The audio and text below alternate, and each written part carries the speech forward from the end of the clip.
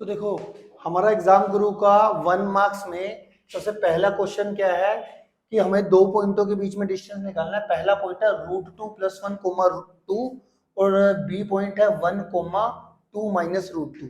इसके कोऑर्डिनेट का नाम नहीं दे रखा था, मैंने खुद ही लेट कर लिया। इसका ए लेट कर लिया और इस कोऑर्डिनेट को मैंने बी लेट कर लिया। अब ए और बी इन दोनों पॉइंटों के बीच में क्या निकालना है? डिस्टेंस निकालना है। कैसे निकालते हैं अभी देखते हैं। जैसा कि हम जानते हैं कि बाय डिस्टेंस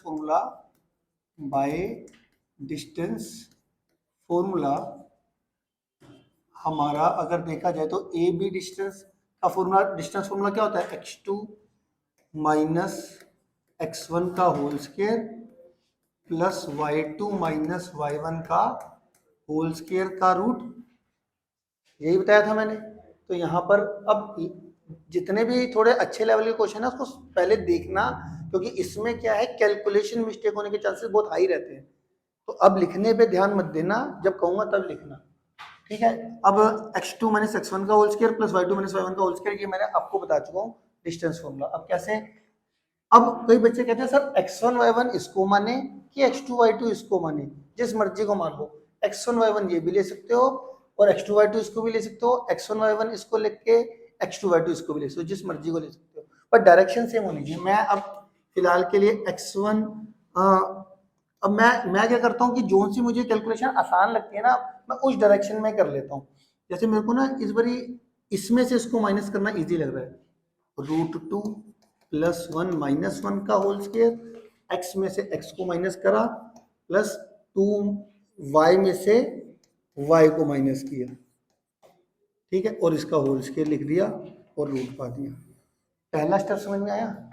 x कोऑर्डिनेट में से x को माइनस, उसका होल स्क्वायर, √2 + 1 - 1 का होल स्क्वायर, फिर y में से y को माइनस, y2 माइनस ये करना है ना, तो 2 माइनस करके इसको मैंने ब्रैकेट में लिख दिया। ठीक हो गया जी। अब जो +1 से -1 कट गया, √2 का स्क्वायर 2 आता है, आपको पता ही है, स्क्वायर रूट कट जाएगा तो 2 आ जाएगा। इधर अगर मैं माइनस को अंदर लेके जाऊंगा तो कितना हो जाएगा? 2 - 2 प्लस का √2 का होल स्क्वायर, ठीक है जी। का ये होल स्क्वायर आ गया, ये 2 से 2 कैंसिल हो गया, 2 ये √2 का स्क्वायर फिर से कितना आ जाएगा? 2 स्क्वायर रूट कैंसिल हो जाएंगे, 2 2 कितना हो जाएगा? 4 4 का रूट कितना होगा? 2 यूनिट। क्या मेरी बात समझ में आ गई है?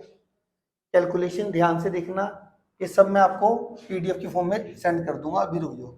क्वेश्चन समझ में आ गया?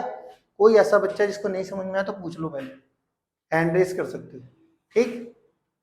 इसमें क्या है, इसमें जो गड़बड़ होने वाली बात है वो है कैलकुलेशन की, कि कैलकुलेशन थोड़े ध्यान से करना बस।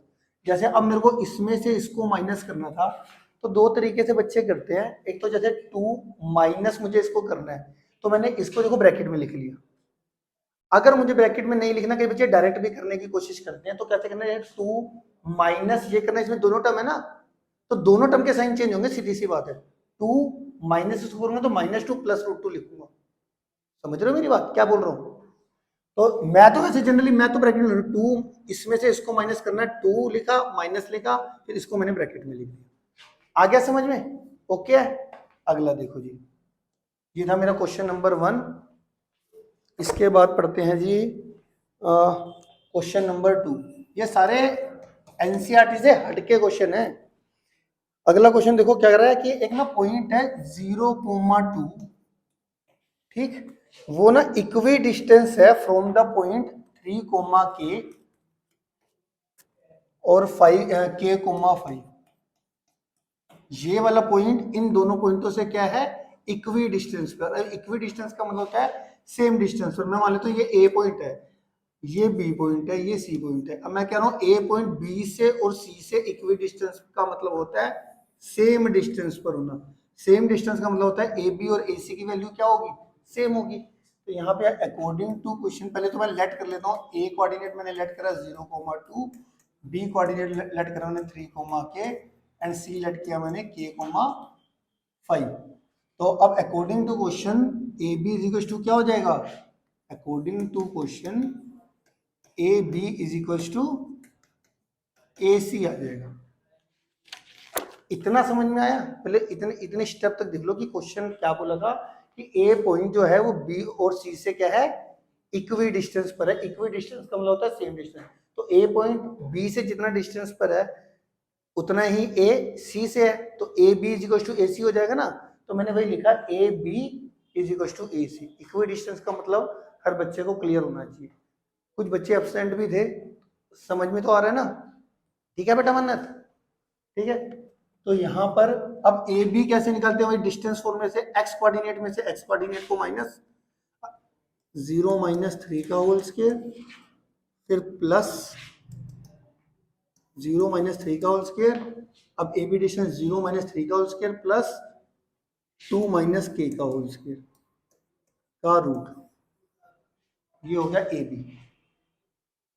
ए सी कैसे निकलेगा, के माइनस 0 का होल स्क्वायर और 5 माइनस 2 का होल स्क्वायर का रूट।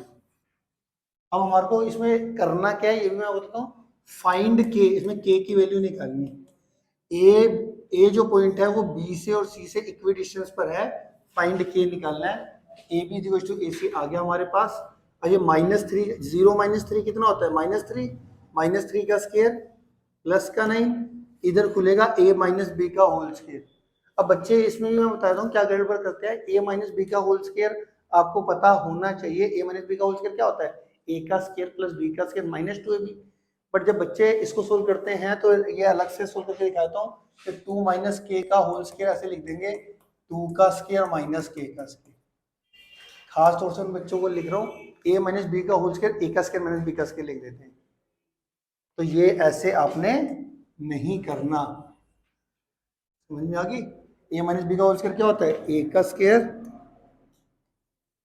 प्लस बी का square minus 2 into A into B.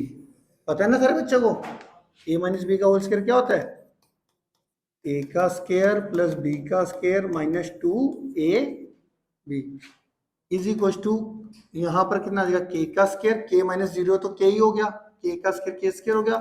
5 minus 2 कितना होता है 3, 3 का स्क्वायर 9, 3 का स्क्वायर 9। अब यहाँ पे 9 प्लस ऐसे सोल्व कर लेते हैं। ये 9 है, ये 4 है, कितना हो गया 13 प्लस का के स्क्वायर, 2 2 जा 4 के, और ये आ जाएगा के स्क्वायर प्लस 9। अब मैं यहाँ पे स्केयरिंग बोथ साइड भी कर देता हूँ। स्केयरिंग बोथ साइड करने से क्या होगा आप बताओ, जो इधर स्केयरिंग बोथ साइड करेंगे तो इसका भी रूट कट जाएगा और इसका भी रूट कट जाएगा, पता है ना। स्केयरिंग बोथ साइड करने से मान लो ये रूट है दोनों तरफ, अगर मैं कहता हूँ स्केयरिंग बोथ साइड, तो यहाँ पे रूट के ऊपर स्केयर आ जाएगा, यहाँ पे भी रूट के ऊपर स्केयर आ जाएगा, स्केयर से रूट कैंसल हो जाता है, पता है ना ये बात। तो ये हमारे पास इस तरीके से मैंने डायरेक्ट कर दिया, स्केयरिंग बोथ साइड करने रूट से रूट काट दिया और अंदर को सोल्व करके यहाँ पे लिख दिया, यहाँ के स्क्वायर प्लस 9 को सोल्व करके यहाँ पे लिख दिया। अब ओ सॉरी, तो ये हमारे पास कितना आ जाएगा, के स्क्वायर से के स्क्वायर कैंसिल हो गया। अब ये मेरा आ गया 13, ये -4k को मैं राइट में भेज रहा हूँ प्लस का 4k, और ये प्लस का 9 में लेफ्ट में भेज रहा हूँ माइनस का 9। 13 माइनस 9 कितना हो गया 4, 4k इज इक्वल टू 4, और 4 को डिवाइड में भेजोगे तो 4/4, k की वैल्यू कितनी आ जाएगी, 4 से 4 कैंसिल होके k की वैल्यू आ गई 1। क्या मेरी बात समझ में आ गई? कोई